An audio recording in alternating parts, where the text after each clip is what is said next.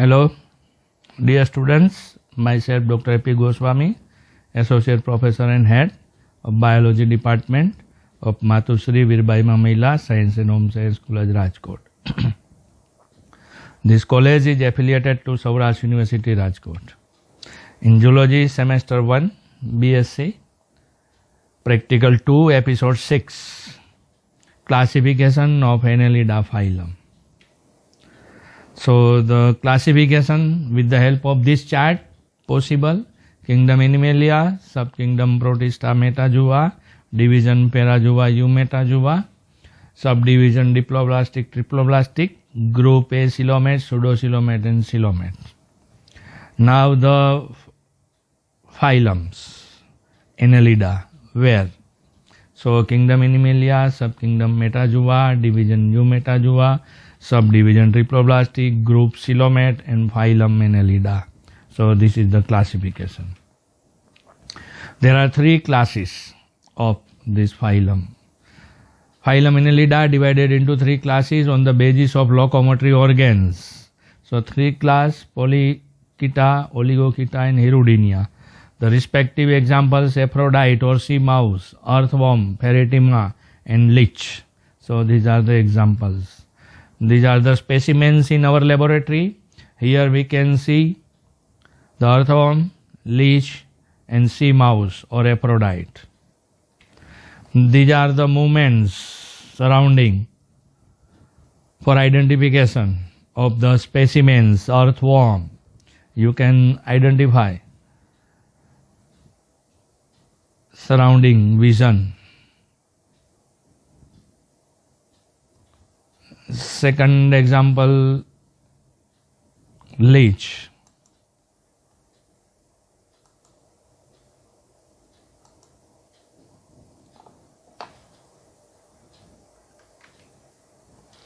And third one, it is Aphrodite.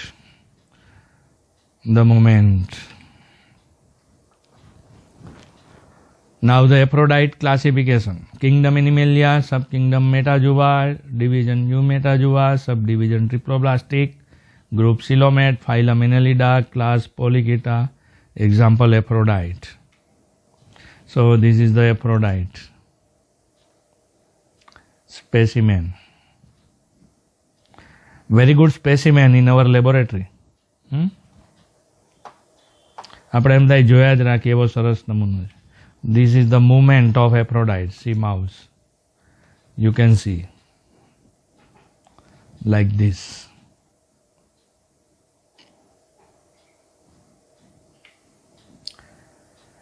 Second example, earthworm, kingdom Animalia, subkingdom Metazoa, division Eumetazoa, subdivision Triploblastic, group Coelomate, phylum Annelida, class Oligochaeta and example earthworm. So up to phylum example classification will same, all the example, only class will change. So this is the earthworm for identify. Easily you can identify earthworm. This is the earthworm specimen movement. Our laboratory specimen for identification. Surrounding you can see. Third one, it is leech. We can say the jado. Leech એટલે જડો. Kingdom Animalia, subkingdom Metazoa, division Eumetazoa, subdivision Triploblastic, group Coelomate, phylum Annelida, class Hirudinea, example leech. So this is the leech specimen. In our laboratory, all specimens are very good.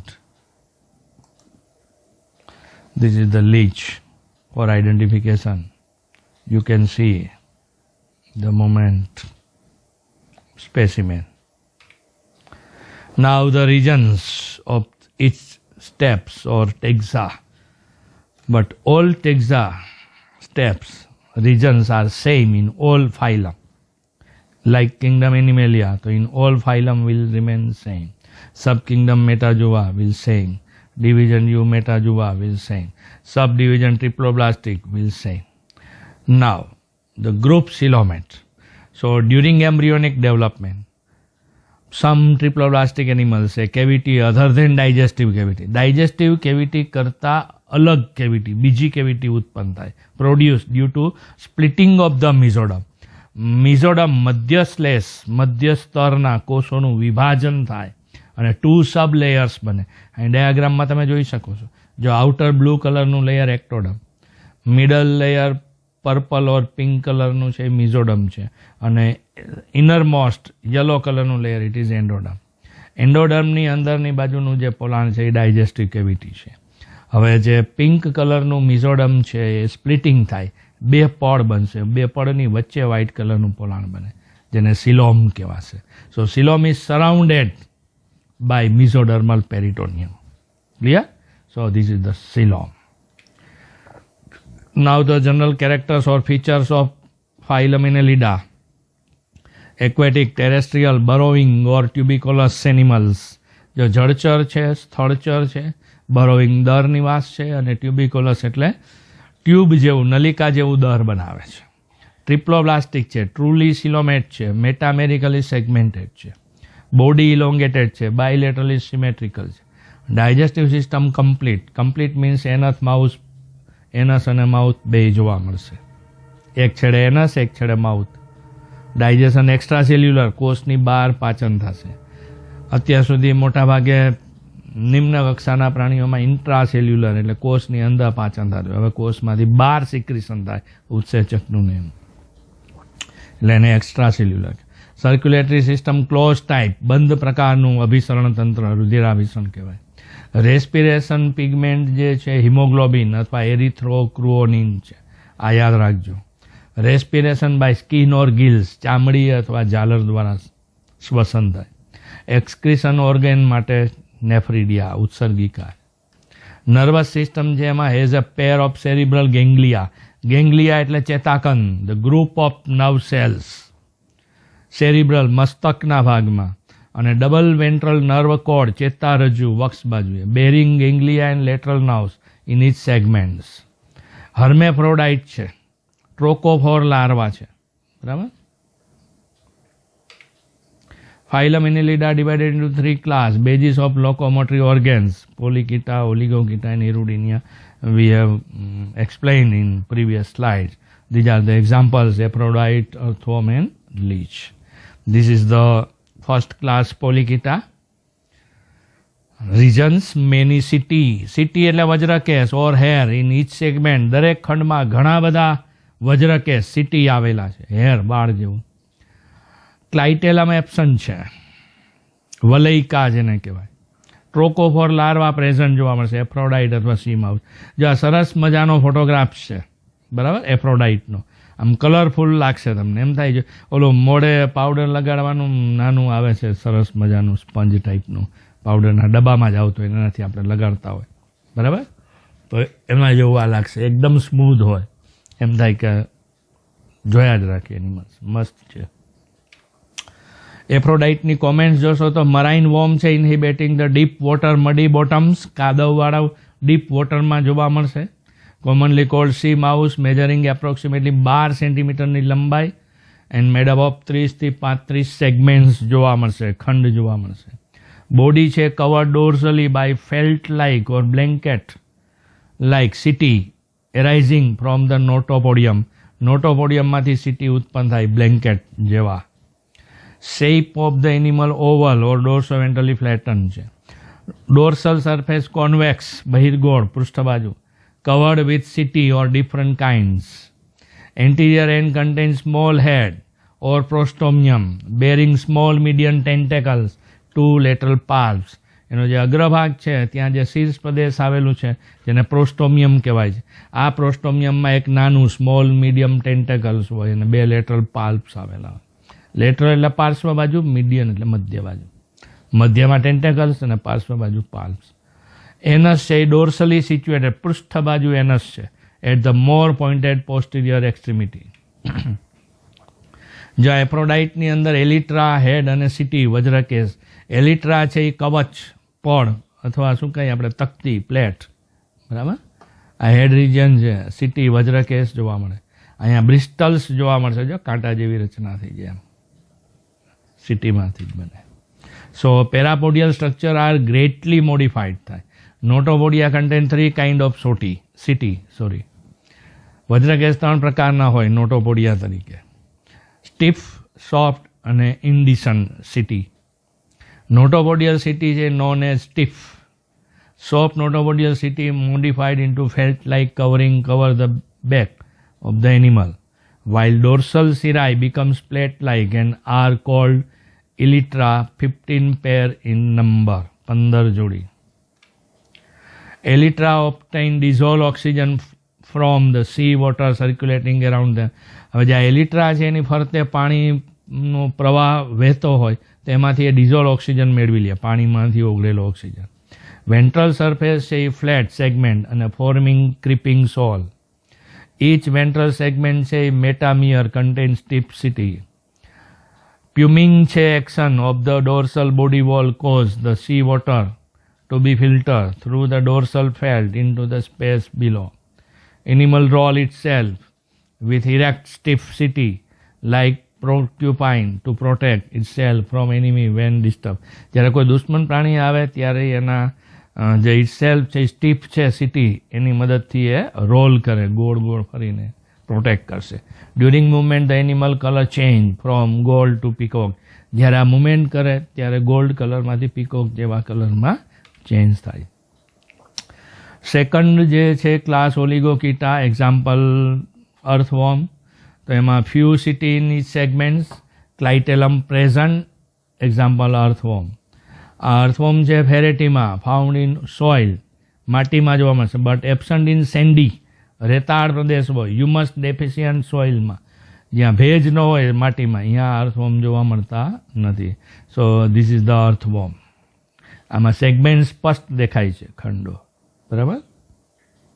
ક્લાઇટેલમ પણ દેખાય છે dark red કલરનું.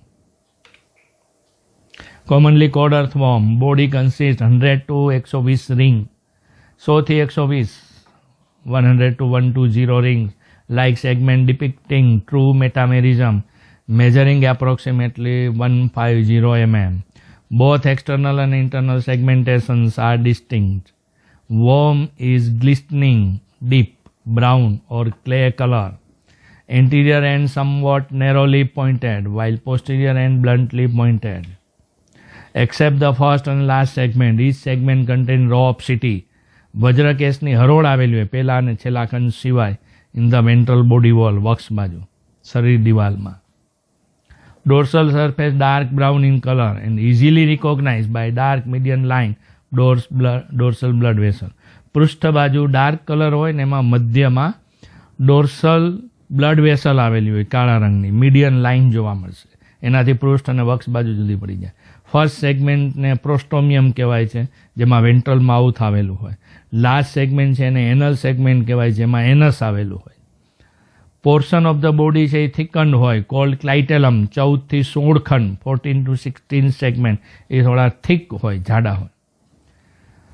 આ અર્થવોર્મ છે, બરાબર. એની movement તમને જોવા મળશે કેવી રીતે સિટી વજ્રકેશની મદદથી હલનચલન કરતા હોય છે. These are the earthworm movements, locomotion with city.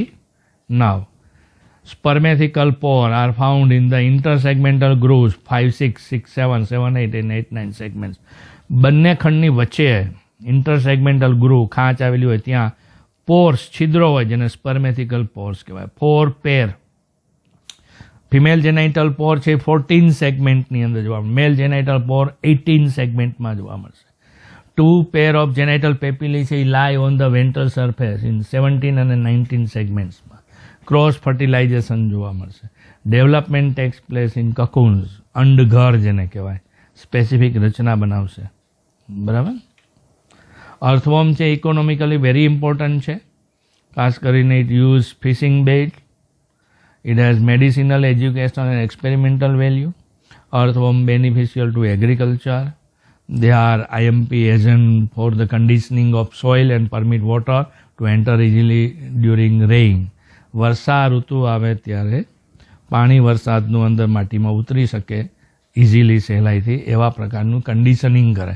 જેમ વાળ વોશ કરતા ધોતા પહેલાં ઘણા કન્ડિશનિંગ કરતા હોય છે, વાળનું કન્ડિશનરનો ઉપયોગ કરે, બરાબર, એની જેમ કન્ડિશનિંગ કરી દે છે અર્થવોર્મ છે એ સોઇલને, અને પાણી અંદર પ્રવેશે, પરમિટ વોટર, છિદ્રાળુ બનાવે ટૂંકમાં માટીને.